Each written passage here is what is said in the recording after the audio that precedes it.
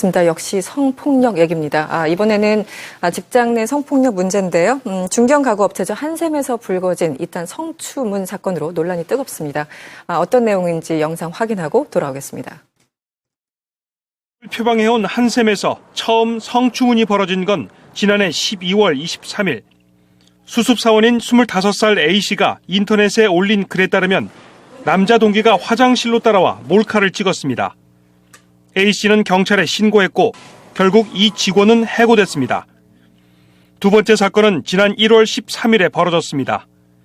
A씨가 몰카 피해 사건에 도움을 주며 친해진 교육 담당 선배 B씨로부터 성폭행을 당했다는 주장입니다.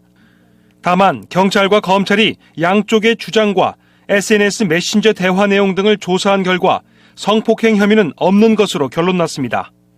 그런데 황당한 건 B씨와의 사건이 벌어진 지 3일 뒤 한샘의 인사팀장이 A씨에게 성폭행과 관련된 허위 진술을 요구했고 심지어 석 달 뒤엔 A씨에게 부적절한 행동까지 했다는 겁니다.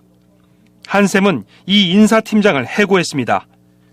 하지만 성범죄가 일어나면 이를 앞장서 막아야 할 책임자가 오히려 비슷한 행위를 했다는 점에서 비난은 한샘을 향하고 있습니다. 한샘은 사과문을 통해 사내 성폭력 사건을 엄중히 대응하고 피해자의 업무 복귀를 지원하겠다고 밝혔습니다. 그러나 성폭행 의혹 사건의 관계자 B씨가 당시 A씨와 나눈 SNS 대화 내용을 공개하며 억울하다는 자신의 입장을 밝히는 등 파장은 가라앉지 않고 있습니다. 네, 아시다시피 한샘은 여성들을 주 소비자층으로 하는 중견 가구 제조 기업입니다.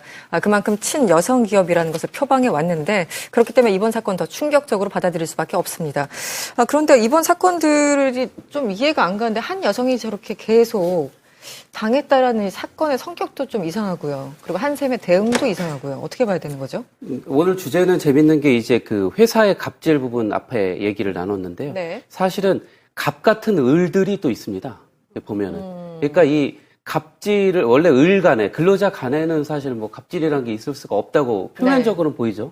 하지만 회사에 있어서는 팀장 또 뭐 부장 뭐 이런 분들이 거의 뭐 노골적으로 얘기하면 거의 이 아랫사람으로 생각해서 모든 발언이라든지 행동이라든지 이렇게 있었고 사실 오래된 기업입니다. 중견 기업이고 그렇죠. 또 네. 인망도 많이 쌓았고 요새는 이미지 광고까지 하는 기업이거든요. 이미지 광고까지 한다는 거는 기업의 사회적 책임을 한다는 그런 좋은 이미지를 표방한다는 건데 이번에 이 사건이 지금 났고 또 보면 공교롭게 이제 한 여성이지만 저는 뭐 그렇게 봅니다. 권리의식이나 이런 정의관념이 뚜렷한 사람이 계속 제기할 수 있는 부분이고요.